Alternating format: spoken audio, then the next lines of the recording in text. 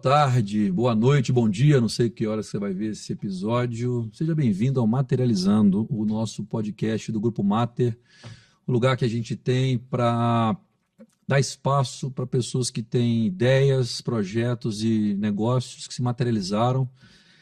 E hoje eu estou aqui diante de um amigo, de uma figura que se criou há muitos anos uma relação que está fazendo bonito aí nesse mercado de alfaiataria de varejo brasileiro. Meu querido amigo Arthur Bretas. Muito obrigado, Roque. Estou sentindo até um nervoso aqui, porque na vida eu tenho alguns mentores, né? E você foi um dos grandes que eu tenho, né? Que eu tive e que eu tenho, né? Então, muito obrigado. E tô sentindo aqui uma responsabilidade imensa estar contigo, isso, cara. Aqui é coisa boa demais. Eu queria apresentar, gente, o currículo do Arthur. O Arthur começou a vida como bacharel em contabilidade, tentou essa jornada ali no IBMEC, mas depois acabou migrando para a administração, formado pelo IBMEC, cofundador da Oficina Reserva, uma empresa que hoje representa a moda masculina, o varejo masculino, num grande grupo de varejo brasileiro, grupo... Hoje é o Asas, né? O Asas, já eu nem sei. Algumas vezes. Exato, Arezzo, Reserva, então é uma empresa que foi adquirida. Né? Hoje a estrutura é Arenco, que é reserva, oficina, reserva mini, Inc.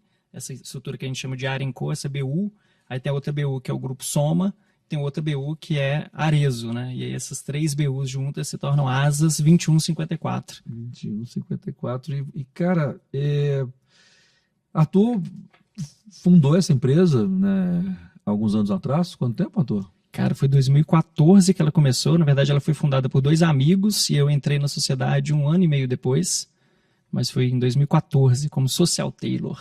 Social Tailor. Eu ia começar por aí, Arthur. Eu ia começar falando contigo da nossa querida Social Tailor de Belo Horizonte. Me conta um pouquinho como é que foi essa história, o que você estava fazendo, onde é que você estava andando antes nessa sua trajetória profissional até você chegar nesse momento de acho que pelo tamanhozinho da Social Tailor na época, dá para dizer que você é o fundador desse negócio, sim, porque esse negócio virou muito depois da sua entrada, com certeza no talento do seu sócio também, mas acho que tem muito peso da sua visão ali. O que você andava fazendo nessa altura do campeonato da sua vida que fez você fizesse essa guinada para entrar no varejo? Cara, acho que a gente tem que começar nos meus 8 anos de idade, viu, Rock? Foi quando eu comecei a empreender, assim, de fato, né? Minha irmã fazia bijuteria em casa e aí eu falei assim, cara, acho que vou começar a vender esse negócio no colégio, né? Só que tinha um problema que era o seguinte, eu tinha um negócio perfeito, né? Porque o CMV era zero, minha mãe bancava a matéria-prima ali das bijuterias. Só que tinha um problema que era o seguinte, cara, no caminho pro colégio eu ia de van. E aí tinha umas meninas mais velhas lá, cara, que eu achava elas muito bonitas, eu dava a bijuteria. Então foi a primeira vez que eu quebrei.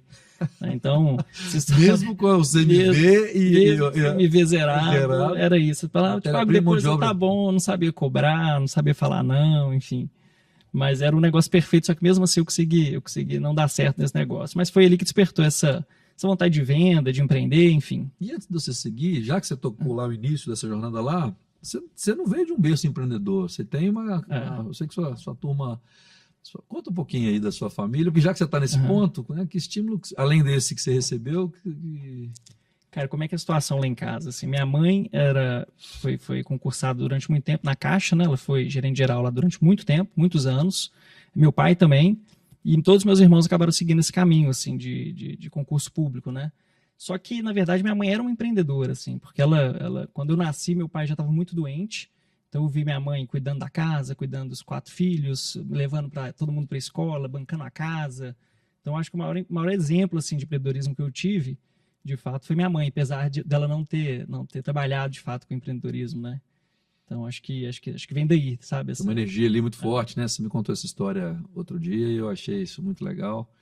Então, é isso. Essa força de dentro de casa, mesmo ela tendo uma carreira mais sólida, executiva de empresa de economia mista e tal, ela te deu esse input aí de energia para você poder fazer. Você é o caçula. Sou caçula. Tive a sorte de ser o caçula e ser criado, assim, cercado de muito amor, assim, pelos meus irmãos, meus pais. Coisa boa. Então, eu tive ali... A diferença dos meus irmãos são...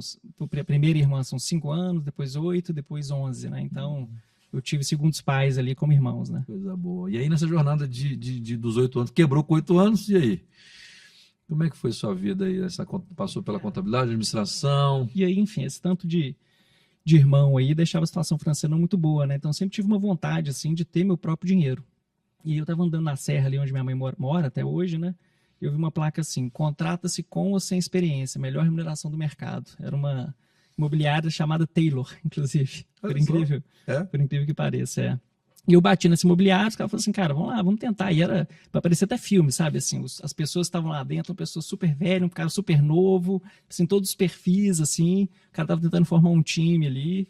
Acabou que eu fiquei 6 meses nessa imobiliária, não vendi nenhum imóvel, né? Mas também você imagina, né? 16 anos, cara. Você imagina, você compraria um imóvel com uma criança de 16 anos, né? E era curioso porque eu levava os caras, né? Os casais nos apartamentos, eu batia na madeira, falava assim, nossa, madeira aqui é das boas, viu? Isso aqui é...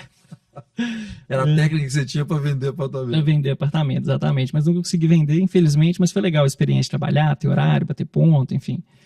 Hoje em dia isso daria até cadeia, né? Mas na época não era um grande problema. É uma discussão até longa. Eu já tive essa experiência de começar muito cedo, com 14, recém-completados.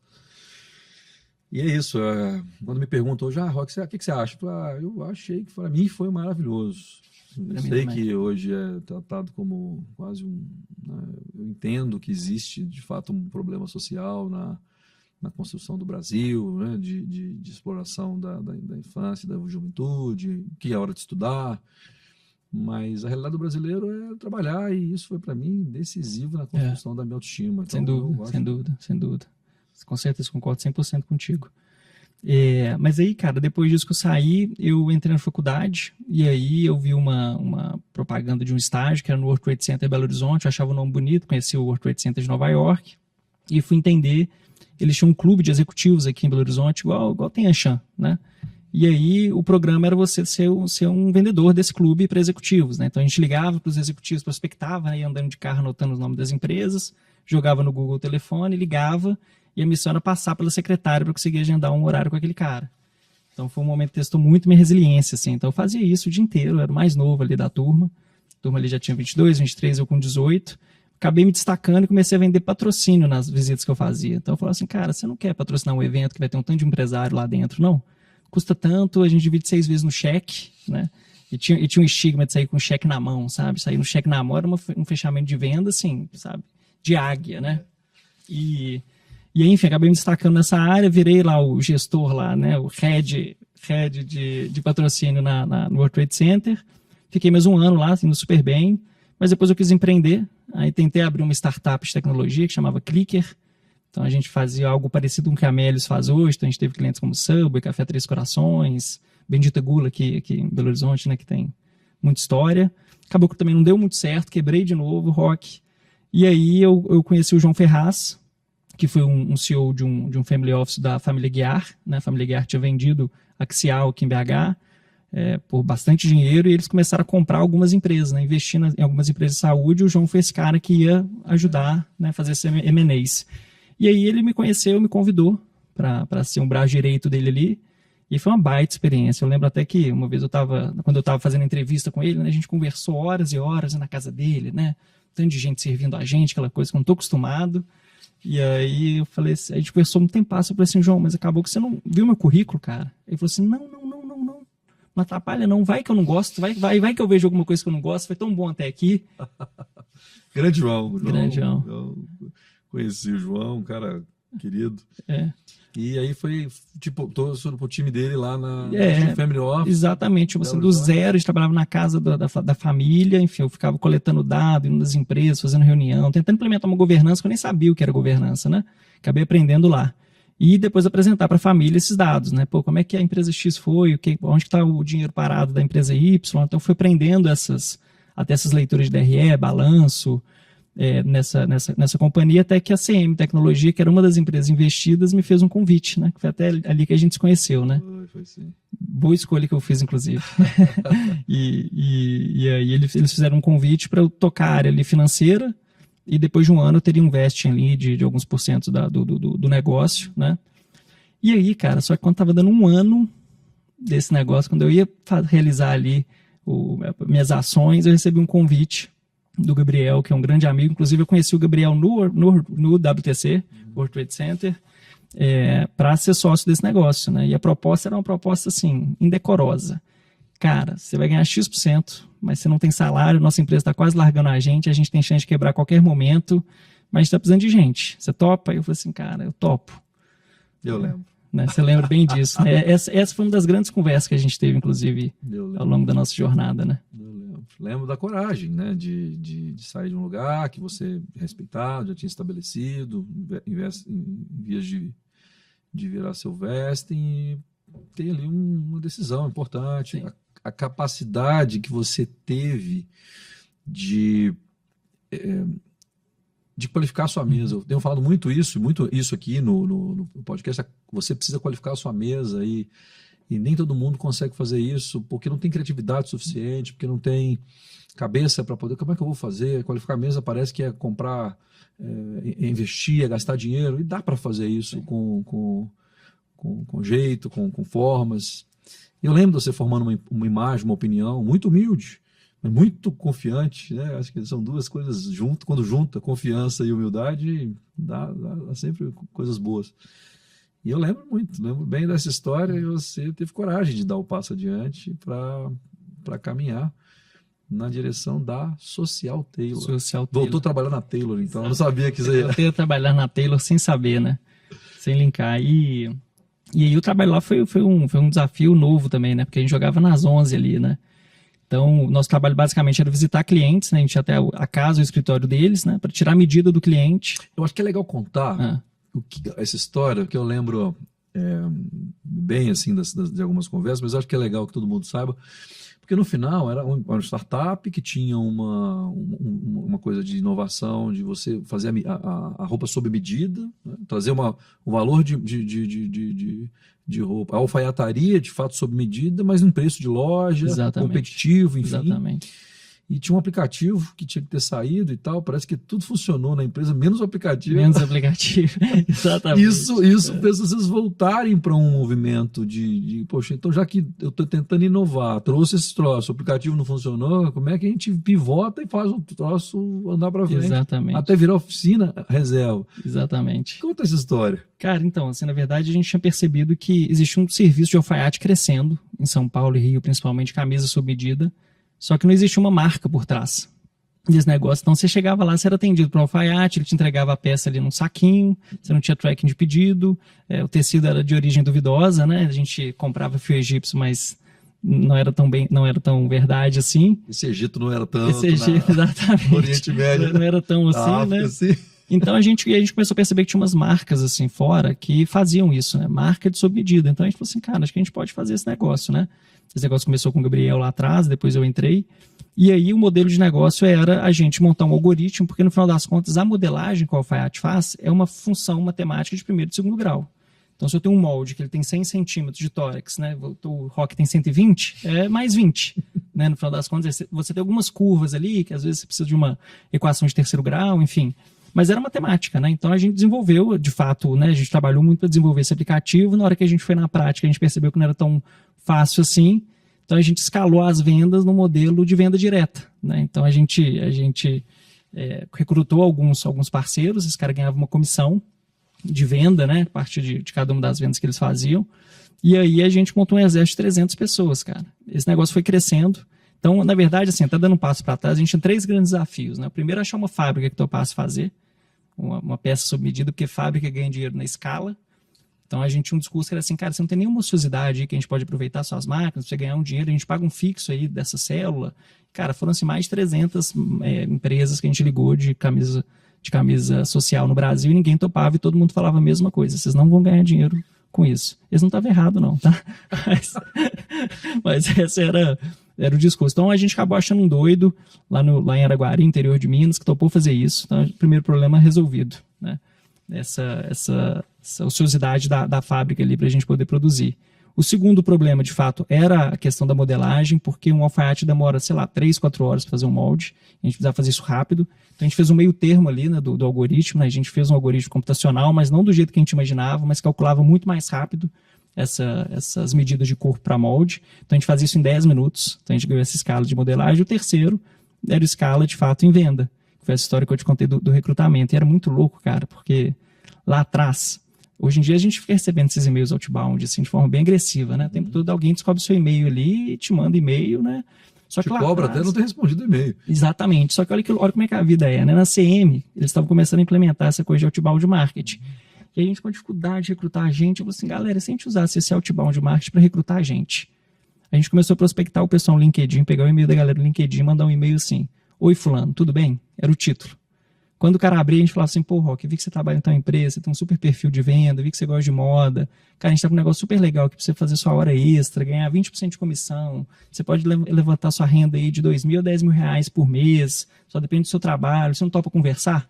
E a gente fazia uma ligação pro cara, convidava ele para um evento, e nesse evento a gente reunia uma cacetada de gente e vendia o sonho da Social Tailor, ia recrutando essa turma, né? Eu lembro de eu ter indicado a pessoas vendedores de lojas que eu conhecia, que me atendiam e tal.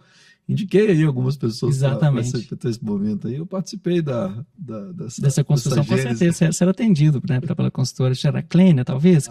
Renata, talvez. Enfim, você tinha uma... Tinha moral, conhecia o dono.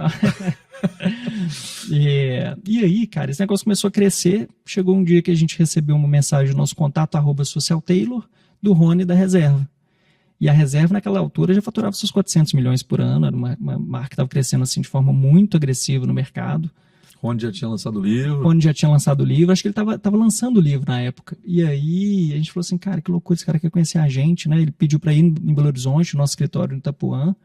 A gente falou assim, cara, plano de ação, vamos pintar a parede e contratar figurante para fingir que a empresa tem estrutura aqui, porque... Quem nunca, né? Porque, cara, não é possível. Os caras vão vir aqui, vai ver que são 3 pessoas, né? E mais um modelista, vai falar assim, que isso, tá maluco, esses caras não são de nada, né? Acabou que ele não foi para BH, mas a gente pirou com essa mensagem, a gente marcou um encontro no Rio, eles compraram o produto.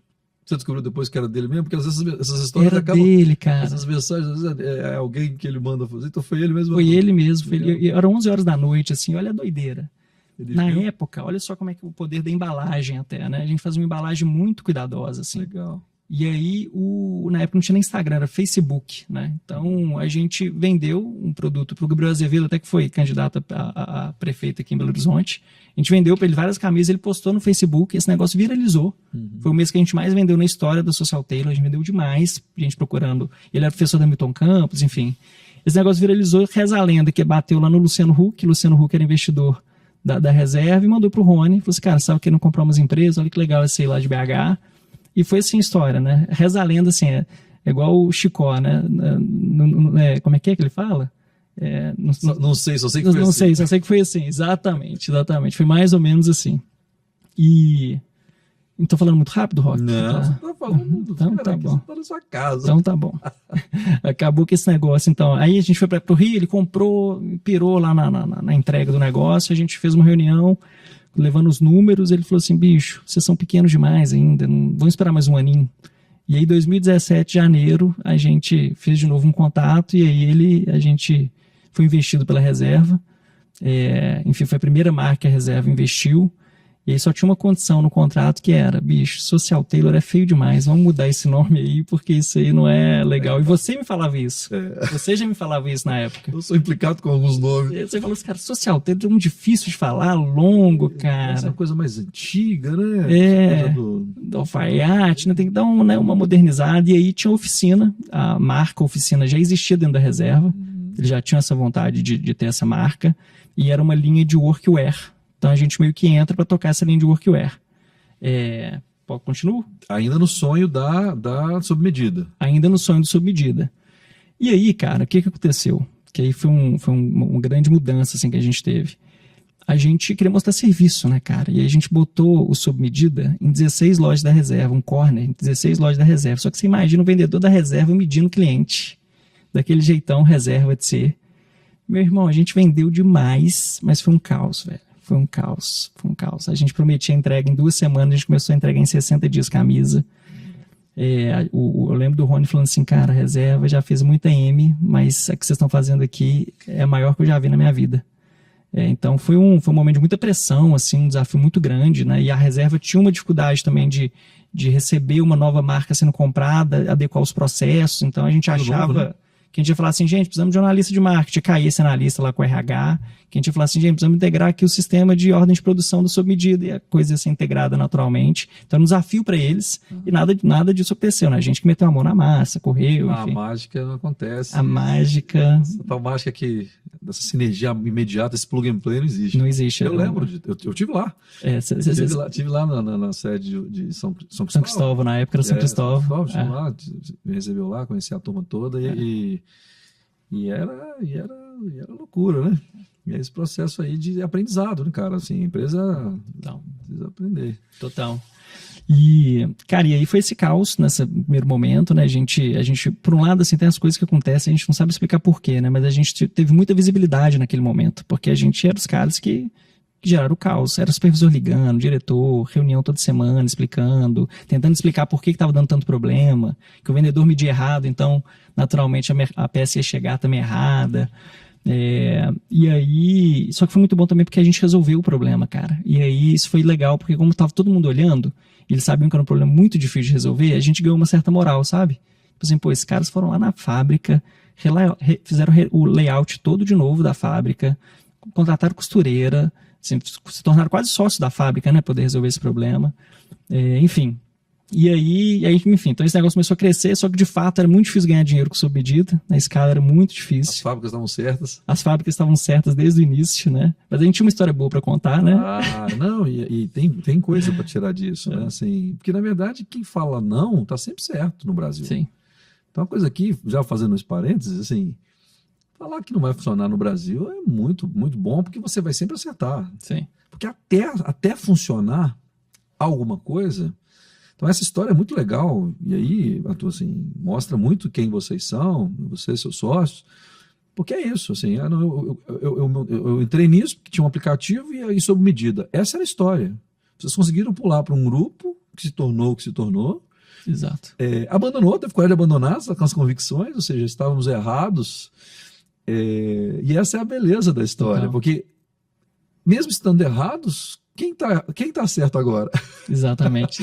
Porque nesse ponto que eu gosto muito de chamar a atenção desse processo empreendedor. Pra falar mal, cara, para falar que não vai funcionar e tal, beleza, é um caminho um caminho das pessoas. E eu me remeto muito ao meu processo quando comecei, você conhece também a história nossa, afundei a primeira empresa, a Smart, com 29, e qual é a lógica de você ser consultor com 29 anos? Cadê seu cabelo branco que é necessário ter para poder... Eu inclusive levo esse estigma de pintar o cabelo ainda hoje, com 43, mas não, eu não pinto. Não. Eu ia falar, tá bem pintado, hein? Cara, não tinha esse cabelo branco aos 29, pelo menos tinha cabelo nessa época, e cara, a gente... E passa 10 anos e todo mundo que falou que eu não devia fazer isso, estava certo. Só que já foi. Exatamente. Então, eu falo, cara, seria melhor com 40 mesmo. Mas assim, agora já foi. Colocando na mesa faz todo sentido não fazer, né? Mas agora já foi. Então agora vamos lá. Não, e tem uma pitada de coragem também e de reaproveitar o que você aprendeu naquela jornada ali mesmo errada, né? No nosso caso que a gente pivotou, né? Como que foi essa mudança, assim, de sob medida para o que a gente é hoje? Cara, 2017, o Rony queria muito abrir uma loja. Os caras precisavam abrir uma loja, tocar esse negócio de varejo, unir sob medida com outras peças prontas para vestir. Essa linha workwear não tá andando tão bem. E aqui a gente começou a perceber, 2017, dólar caro pra caramba, todo mundo começando a andar mais. Dólar caro era 3, né? Naquela época, hoje a gente não pode comparar com hoje, né? Então a galera classe A já não tá viajando tanto para fora para comprar produto, você não tinha nenhuma marca de moda básica, premium, uma costura assim, de alto nível, matéria-prima de alto nível no Brasil. E a gente falou assim, cara, peraí, a gente sabe fazer costura, a gente sabe fazer modelagem, a gente sabe o que é tecido bom, a gente sabe atender o cliente, cara. E se a gente pegar essa energia toda que a gente tem no sob medida e fazer peça pronta, básica, mas peça básica premium. E aí, cara, foi o estouro. Então, no início, né, a gente tinha nas lojas... A loja que você está se referindo é aquela do Leblon. Do Leblon, Shopping do Leblon. Foi a nossa inauguração, né, a primeira loja. A gente tinha um corner de sob medida e peça básica premium, cara. E aí a gente teve o lançamento da camiseta Pima. Hoje você vê a camiseta Pima a rodo no mercado, mas a gente foi pioneiro nesse sentido. E a gente teve também o lançamento da calça 247, que é uma calça que parece jeans, mas é moletom, que aí o pessoal printava os anúncios e ia na loja e falava assim, cara, eu quero aquela calça lá que parece jeans, mas é moletom, que ela de fato era um moletom mais leve, que eu quero conseguir trabalhar com ela, mas com o conforto do moletom. Então a gente começou a descobrir um nicho absurdo e a coisa disparou, assim, crescimento atrás de crescimento. E hoje é um grupo, hoje a oficina é uma empresa que está em que lugar? Cara, a gente está, se você diz posicionamento de marca ou de valores, assim, a gente está projetando 300 milhões de faturamento esse ano, são 30 lojas, o site também representando 20% dessas vendas e mais de 300 pontos de venda em multimarcas, né, premium também. Essa social tela cresceu. Cresceu, cara, cresceu. Cara, assim, uma coisa que eu tenho aqui, a gente tem um quadro aqui no nosso podcast, no Materializando, que chama Jogada Invisível. O que é o Jogada Invisível? Você está contando uma história muito legal de superação, mas tem aquela coisa que nunca foi contada, que às vezes não é... Tá bem no interno ali, que foi decisivo na virada em algum momento desse. Imagina suas discussões internas, imagina as dúvidas, se vai para cá ou para lá. Eu tive, né, a honra de ser acionado em alguns desses momentos. Claro. Que a gente faz e tal. Mas lá dentro o que você conta para a gente do que foi essa jogada invisível de vocês, para que você pudesse mudar o jogo que não apareceu, mas que foi de fato emblemática aí na construção? Porque essa jogada, as de mercado, a gente consegue ver. Sim. E essa que está lá dentro que ninguém vê? Cara, tiveram algumas, viu, Rock? Porque o nosso dia todo era tentar fazer essas jogadas para virar o jogo, assim. Mas se fosse para eleger duas... E assim, eu acho que até talvez colocar todo o mérito do nosso sucesso nisso é até demais, né?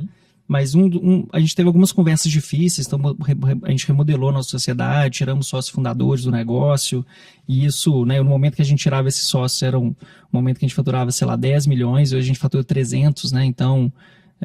acho que foi um movimento difícil de acontecer, são conversas difíceis, né, mas que viraram jogo. E, cara, uma coisa que também parece que é simples, mas de fato definir quem que é o líder daquele negócio, assim. Quando a gente definiu que o Gabriel ia ser o CEO da empresa, cara, ficou tudo mais fácil, porque a gente parou de trabalhar em dupla, trio, e a coisa começou a andar. A gente definiu funções e, cara, peraí, então o Arthur vai cuidar do digital, o João vai cuidar de tech, o Gabriel vai ser o CEO que vai reportar as coisas, direcionar as prioridades. Cara, parece que foi uma mágica, cara, e pra todo mundo. E não tem ego nessa história, não, sabe? Porque ele era foda mesmo, ele é esse cara, né? Ele ainda é. Ele ainda é esse cara, né? Então foram duas mudanças, assim, que foram muito boas. E, cara, esse sócio que saiu tá super feliz, tá mandando super bem nas coisas que ele faz, a gente tá mandando super bem. Então a gente podia ter feito isso antes, né? Estaria todo mundo feliz antes, né? Engraçado você falar isso, Arthur, porque me lembro de algumas conversas, né? E falando disso, porque isso é um assunto recorrente. Cara. Sim. Aqui no podcast eu já escutei, e no dia a dia, do nosso dia a dia, observando.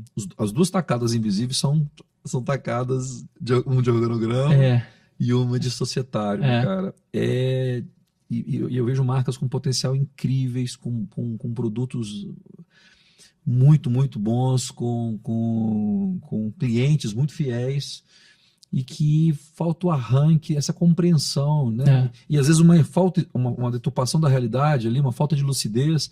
Não temos ego e tal, e nunca larga o osso e nunca deixa a coisa andar, né?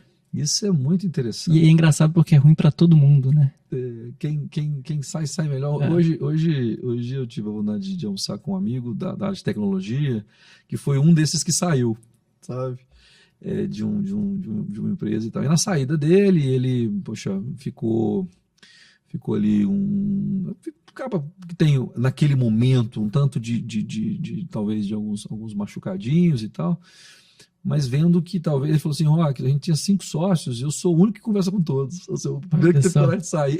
Olha só, curioso. Ele é o que tem a relação com todo mundo, é sócio ainda, ele saiu da operação, ele é sócio minoritário e tal, a empresa potência, foi comprada por uma grande empresa internacional e cara, ele tá tranquilo, feliz, que legal. Fazendo bonito, mandando bem, como você falou. É isso, às vezes liberar energia. Exatamente, focar onde a pessoa desempenha o seu potencial máximo, né? Às vezes ele não era o lugar que ia dar exponencialidade que a pessoa precisava, né? Então, acho que é bom para todo mundo. Cara, e esse lugar que vocês estão? Porque agora você está falando vocês são quase do tamanho do que a reserva era lá atrás. E esse grupo, cara, como é que é trabalhar, né? Como é que foi essa história, né? Você já contou, mas para onde vocês vão?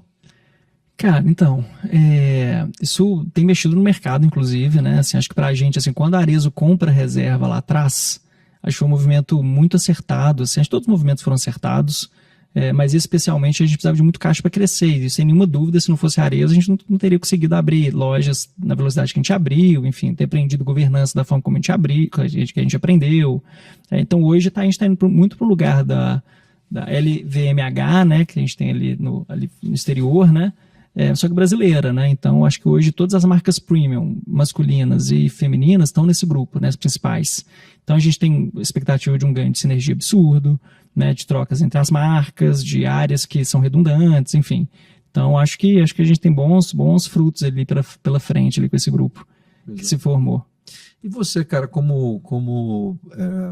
falando aqui de você, profissional, agora falando não só da empresa que você representa e é sócio, mas dessa evolução profissional aí, né? Porque nós estamos falando de um cara ainda muito jovem, mas que já passou por muita coisa. E como é que você enxerga esses gatilhos de crescimento aí? O que você atribui essa sua capacidade de se reinventar?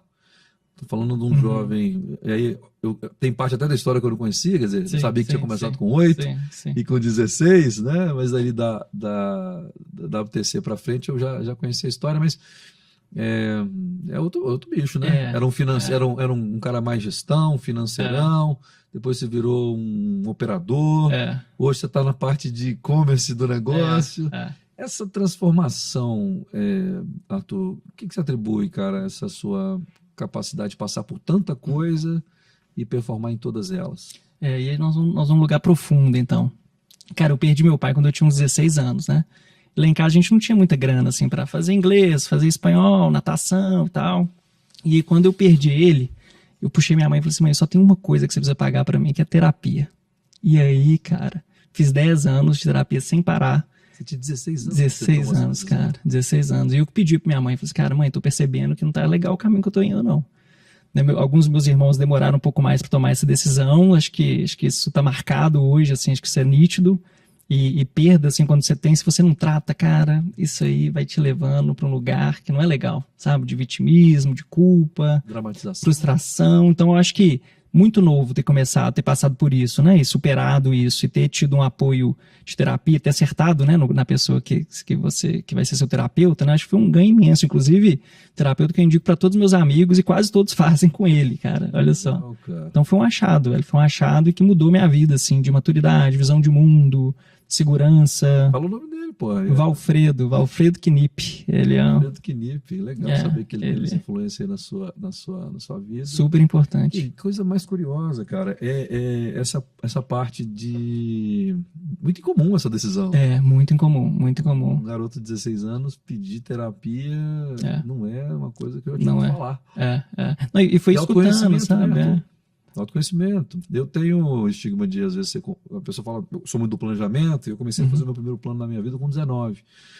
E aí todo mundo fala com muita estranheza, assim, cara, quem que quer fazer planejamento de estratégia de vida com 19 anos? Não tinha nada de smart, eu estava lá no início da minha jornada de vida.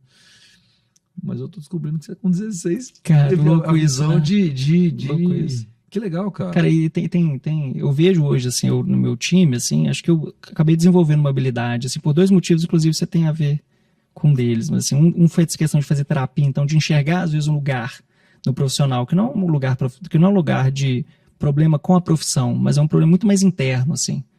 Então, quando você consegue identificar, cara, então, entendi a semente do problema, agora é lá que a gente vai atacar. E, cara, quando você resolve isso, em one-on-ones, reuniões, cara, o profissional, ele voa. E foi o que aconteceu comigo, assim, no final das contas foi isso. Então eu replico as coisas que eu aprendi na terapia lá, cara, e o feedback, né? Você foi o cara que me deu o primeiro feedback estruturado com humanidade que eu já recebi, né? Na época da CM, você me chamou uma vez e falou assim, cara, vamos fazer aqui. Aí você tinha uma planilha lá, você fazia perguntas, perguntando sobre a vida pessoal e como é que era a relação com pai, mãe. Eu falei assim, cara, eu lembro, Rock, que eu saí com um sentimento. Eu falei assim, cara, isso aqui é incrível, brother, isso aqui é incrível. E hoje eu replico o meu time, eu faço a mesma coisa, não é só, você precisa fazer inglês, você precisa ser mais analítico. Não, cara, qual que é a sua vida? Aonde que está esse lugar da sua vida, né? E eu aprendi muito isso contigo também, então já fica meu obrigado aqui, meu irmão. Querido, que isso. É uma. Cara, esse negócio que eu acabei fazendo na vida é um negócio muito legal, porque, olha só, eu estar lá conversando pedimos autorização para o João Ferraz de te roubar dele, né? E trouxemos você para sair da investidora para vir para a investida, né? Com muita clareza de que estava claro no desenho de que você seria um cara muito, que você cresceria, muito inteligente, muito articulado. E aí eu tenho a oportunidade de escutar isso, é muito legal, cara. Muito legal, porque, né, passa-se o tempo, você vai vendo que às vezes isso que eu acredito, cara. Eu acredito que se a gente tiver, eu que tenho o estigma de ser um confrontador, essa questão da empatia assertiva, né? A gente fala de você confronta diretamente se você se importar pessoalmente. Que legal. Então, quando você se importa pessoalmente, você acredita que as pessoas, né, que você quer que a pessoa melhore, às vezes eu confronto, às vezes é um papo reto. Sim. Obviamente que no tempo a gente vai aprendendo a fazer isso, ter mais humanidade para fazer, mas eu acho que é a melhor forma que as pessoas podem ter. Eu tenho jovens aqui participando do podcast, ouvindo isso aqui, tem uma turma aqui, e às vezes eu tenho essas conversas diretas, firmes, e tento, né, trazer essa lógica. É muito legal mesmo, fico feliz de ouvir, emocionado de saber que é um tijolinho que não, o talento já estava lá, né, irmão? Alguns, Rock. Muitos. Meu irmão, assim, e tem o papo aqui vai, você sabe, né? Eu te falei, liga a câmera, começa a falar aqui que tem essa história. Vamos embora. Irmão, me fala de inovação, tecnologia, inovação para a construção de algo em escala. O que você daria de dica, de depoimento sobre a capacidade de ler o mundo, um aspecto de movimento disso? Eu vejo que as empresas que de fato leram isso mais rápido, porque é isso, você tem os early adopters, você tem lá os inovadores, os early adopters, né, a primeira metade, a segunda metade, e tem os retardatários, né? Então, tem gente falando de inteligência artificial agora, como, né, estamos falando aí talvez da segunda metade, tem gente que acha que é a primeira metade, aí depende, mas tem gente falando desde 2001. No meu ciclo de relacionamento, por exemplo, né? Tem os sócios que fizeram mestrado sobre isso em 2004. Então você começa a ver, antes de GPT, antes de todos que nós estamos vivendo. Sim. Como é que você vê isso na construção do futuro das empresas, cara? Nossa, a pergunta é profunda, assim, mas eu acho que começa num lugar de não ter medo de errar, assim, de construir uma cultura do teste, sabe? Tem uma passagem daquele livro Startup Enxuta, né, que é o Fail Fast, né? Então, muitas vezes a gente tinha N ideias. Quando a gente começou a prospectar no LinkedIn, ali, através de uma ferramenta que puxava o e-mail do cara no LinkedIn e mandava e-mail para ele, era inovação, né? E a gente nunca teve esse medo, assim, de testar. Então, acho que o fato de criar uma cultura de time que você pode testar e errar e tá tudo bem, né? Eu acho que fortalece muito isso. Acho que vai muito além de tecnologia apenas.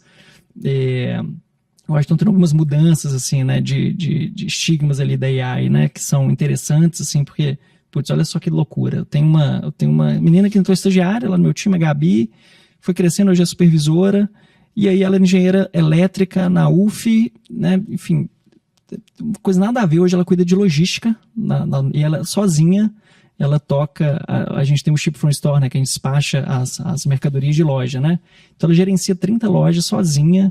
Agora está virando supervisora do atendimento também. E outro dia ela falou assim, Arthur, queria aprender Python e tal, vou fazer um curso de Python. Eu falei, cara, vai lá, Gabi, manda bala e tal. E tem um processo que é de tabela que é tabela de frete, né? Para subir. Cada loja precisa ter suas tabelas, suas transportadoras e tal. É um processo que era muito moroso, ela demorava uma semana para terminar de fazer.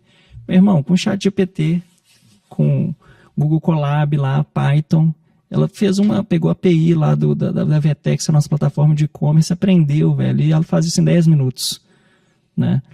Então, assim, o mundo está mudando muito rápido, e se a gente não dá liberdade para as pessoas aprenderem, testarem, não adianta em nada, né?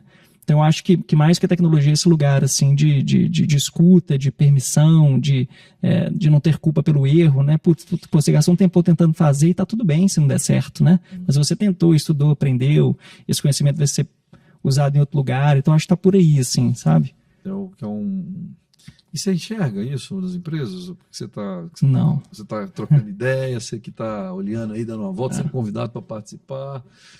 Porque tão óbvio é que óbvio não existe, né? Então, como é que você está enxergando isso para o futuro das empresas brasileiras, sobre esse aspecto específico da capacidade de inovar, de ver e de testar? Como é que você está vendo? Eu acho, inclusive, que vocês estão indo para o lugar certinho, né? Com a Mater Academy, né? Eu acho que vocês estão indo para o lugar de formação. Eu acho que a gente tem um gap absurdo. Acho que o case da G4 Educação mostra isso, né? Um gap absurdo de novos conhecimentos, de aprendizado de fato prático, né? Então, eu acho que a gente tem acho que muitos G4s vão surgir aí ao longo do tempo. A gente está todo mundo querendo para esse lugar. E a gente tem muita gente boa, né, Roque? A verdade é essa, né? A gente tem gente boa demais no Brasil, né? Falta escalar esse conhecimento, acabar com os picaretas, né? Acabar com os picaretas e passar conhecimento de verdade, assim. Então, é um pouco do que eu penso. Eu acho que tem enquanto o país não tem um projeto de Estado de verdade para investir nesse troço de educação, né, que a gente está falando, há quem diga que isso é um plano. Esse é o plano. Não é que não existe um plano de Estado. O plano é não ter, né? O plano é não ter. Mas as empresas vão ter que assumir suas responsabilidades, as pessoas têm que assumir suas responsabilidades em relação à construção do seu caminho. Sim. Então, esses academies, esses cursos que as empresas estão aproveitando as oportunidades, ou as próprias empresas, né? A gente tem hoje um produto que não é um produto, é só uma iniciativa interna, chama TD Mater, que é todo dia Mater, de 8 às 9, que legal. na sexta, a gente treina as pessoas. Porque é isso, a gente está vendo ali que tem pessoas que estão com excelente matéria-prima, ingrediente para esse negócio acontecer, e falta, eventualmente, alguns skills que a faculdade já não entrega mais, que as escolas já não conseguem entregar, as famílias, porque a educação é um processo muito amplo. Sim. E, de repente, se você não assumir essa responsabilidade social diante da formação do seu time, há quem diga que treina e a pessoa sai. O que é pior, né? Treina, exatamente.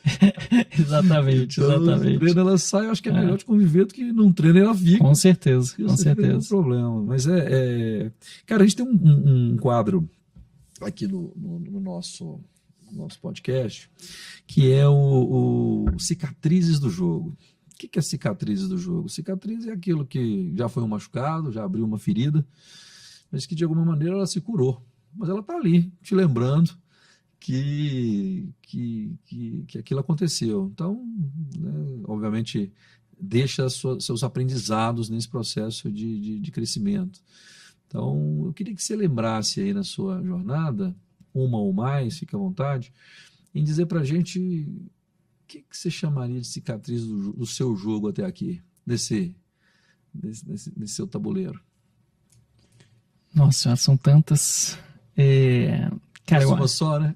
Se fosse uma só, né? Cara, eu acho que a gente teve muitas conversas difíceis assim, ao longo desse tempo, desde a minha decisão de sair da CM e ir para Social Tailor. Assim, eu acho que eu vi uma frase uma vez que eu gostei muito, que se estiver com medo, vai com medo mesmo, né? Então foi uma coisa que me guiou muito, assim, muitas conversas, eu tive muito medo, assim, dessas conversas, mas quando elas aconteceram foi muito bom para mim, assim. Então eu acho que essas conversas ainda, né, toda vez que eu estou numa situação que eu preciso ter uma conversa difícil, a gente pensa duas vezes em falar assim, vou evitar essa conversa, deixar do jeito que está. Eu relembro, né, dessas cicatrizes e vejo como que elas cicatrizaram de forma bem mais forte e fazem o que eu sou hoje, né? Desde a venda para reserva, saída de um sócio, venda para Arezzo, né? Foram conversas duras, né? Entre todos nós, né? Então acho que essa cicatriz está aí, né? Em vários momentos. Eu acho que a cicatriz de ter trazido um grande problema para a reserva na nossa implementação. Foi uma das épocas mais difíceis da minha vida, assim, de pressão, de responsabilidade, com 24 anos, né? Naquele monstro ali, uma empresa que eu não conhecia todo mundo e tendo que responder por algo tão importante, que era a reclamação do cliente reserva sobre o produto que a gente ofertava, né? Então, acho que foi um grande desafio. O que você aprendeu nesse processo? Que decisão que você tomou que você mudaria nessa... Cara, fazer devagar, né? MVP, né? Faz 1, 2, 3, funcionou nas 3, é escala. Menos intensidade. Mais consistência e qualidade, sem nenhuma dúvida. E o outro aprendizado com o problema é, cara, nessas horas, não adianta ficar delegando. Você tem que ir lá meter a mão. Você tem que ir lá ver o que está acontecendo, conversar com os costureiros, conversar com as pessoas, entender no front o que está havendo e meter a mão na massa. Então, a gente virou noites e noites na fábrica. Noites e noites, eu e o Gabriel. Então, eu acho que esse aprendizado também a gente leva até hoje. Quando começa um sinalzinho de fumaça, olha que loucura, Rock. 2022, talvez. Fiz bobagem aqui, ó. Foi logo depois da pandemia, assim, quando a primeira Black Friday que abriu, assim, pós-pandemia. Eu não tô lembrando exatamente a data, não. Mas a gente teve uma fatídica Black Friday lá no grupo, né? Na época era reserva, oficina, não tinha Arezo ainda. Na verdade, já tinha Arezo. Cara, a gente vendeu muito, só que os pedidos não desceram. A gente vendeu produto sem estoque. Foi um caos, assim, a oficina vendeu, assim, horrores. E a gente tinha uma pessoa no atendimento. E aí eu cuidava da área de atendimento, né? Então, meu irmão, durante 30 dias, dezembro inteiro, pós-Black Friday, eu trabalhei dias, eu virei noite sim, noite não. Então, eu trabalhava 48 horas... Exatamente, cara. E eu lembro, cara, que eu sentei e falei assim, eu ia fazer 29 anos na época, então são 3 anos mais ou menos atrás. Eu sentei assim em frente à sede, escrevi uma carta para mim mesmo e falei assim, como que eu faço para isso nunca mais acontecer? Olha só. E aí eu escrevi para mim mesmo e reestruturei toda a área, né, para se um dia acontecer de novo a gente não sofresse o que a gente sofreu, porque a gente não tinha manuais prontos para outras pessoas ajudarem, quem sabe o conhecimento era só eu e a pessoa que estava ali no atendimento. Documentar as coisas, facilitar os acessos, simplificar a operação. E aí, enfim, hoje, inclusive, nossa área de atendimento é um case assim, de sucesso, mas foi uma das cicatrizes também que ficaram e que foram recuperando e que hoje viraram poder, né? Cara, que legal isso aí que você está falando, bicho. Fico pensando aqui, né? Como é que um cara de 29 anos escreve uma carta para si mesmo para corrigir erros? Da onde que ele tira isso? Talvez... de 10 anos de terapia, dos 16 aos 26, se conhecendo bem, entendendo essa história. Cara, legal demais como é que você construiu esse caminho. Obrigado. Arthur, cara, a gente esse papo aqui vai longe, a gente tá caminhando pro final, cara. O que eu posso te falar? É um troço louco de um orgulho, com admiração, com carinho, com muita expectativa boa do que eu tenho certeza que você ainda vai fazer nessa vida. Parabéns pelo que você se tornou, pelo que você está fazendo. Queremos ser perto do ecossistema. Mater é o seu lugar de origem, é o seu lugar de... Tentei, viu, gente? Fiquei parecendo assim, pô, Rock... E aí, Rock, esse talento passa na sua frente, você não fez nada. Eu tentei trazer o homem. Não, brincadeira não, era muita gente concorrendo ali. Mas eu acho que... Eu até lembro muito disso. Falei, cara, eu preciso... Quando eu conversei com o Fernando, eu falei assim, Fernando, não vai sair, já decidiu, eu vou tentar. Mas eu não consegui abrir mão do papel de um conselheiro para você tomar uma decisão na sua vida, porque é isso, sabe, Arthur? A gente não sabe o que vai acontecer, mas tem que ser sincero, né? Então eu achava que, apesar de eu querer muito, que fazia muito sentido o movimento, então sempre apoiei essa sua história. E obrigado, cara, por estar aqui, obrigado por ter sido tão generoso aí com a gente ao longo do tempo. E tenho certeza que você precisa voltar. Falar com o Gabriel também, um dia que você voltar com o Gabriel, que eu acho que vai ser massa. Tem um fatídico dia que a gente esteve junto lá no Rio, e ele precisava trocar uma ideia.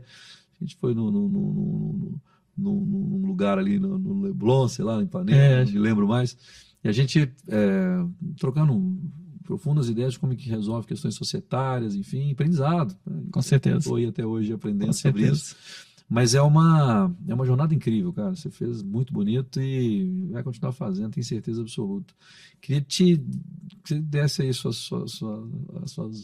o que você deixa para a gente de recado, para as pessoas que estão querendo começar, para pessoas que estão no meio da jornada e às vezes Sim. precisam de, né, no Brasil tão hostil para negócio, um negócio tão difícil. O que você conta aí? O que você deixa de recado para as pessoas? Bom, primeiro repetindo o que eu falei no início, Rock, para mim é um orgulho, uma emoção estar aqui contigo. Enfim, você é um mentor, um amigo, um irmão para mim, enfim, e me ajudou muito. Eu tenho certeza que vai me ajudar demais ainda. Cada conversa contigo eu aprendo mais, me sinto mais realizado, feliz, inteligente. Então, obrigado por isso, obrigado pelo convite. Cara, assim, acho que eu não me sinto muito nesse lugar, sabia? De espelho e de ensinar as pessoas alguma coisa, assim. Eu acho que o que eu vivenciei, assim, se fosse resumir em 3 coisas, seriam falhar rápido, então testar as coisas rápido, sair da ideação. Eu sou um cara muito executor. Então, quando eu penso alguma coisa, converso com 1, 2, 3 pessoas, vejo que faz sentido, eu já executo para testar rápido. Isso também eu aprendi muito cedo, eu acho que fez muita diferença. Então, ideia não vale de nada, né? Se não é executada, e se não é executada rápido também. Porque se ficar executando uma ideia durante muito tempo também não faz sentido. Acho que a segunda coisa é resiliência, né? Dobrar sem quebrar. Essa palavra ela é meio clichê, mas é uma verdade, assim. É difícil manter relacionamentos, é difícil manter sociedade, é difícil manter negócios. Então, a resiliência nesse processo, saber a hora de ficar e de sair, né? Então, acho que ela é importante, né? Então, acho que a terapia ajuda nisso, acho que a inteligência emocional, ler sobre inteligência emocional ajuda muito nisso.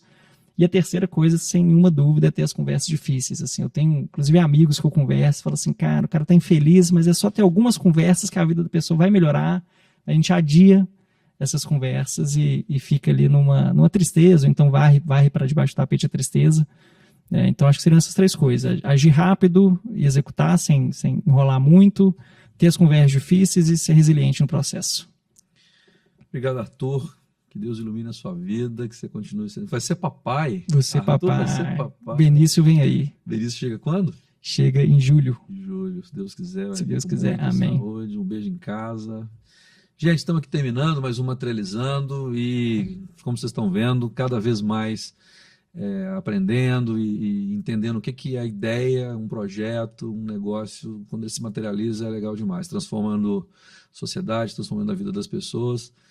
Sigam a gente nas redes sociais, está aqui nas nossas listado aqui embaixo. Cuida para que vocês não percam, né? Então o sininho, clica aí no sininho para que vocês possam acompanhar. E te espero na próxima. Valeu!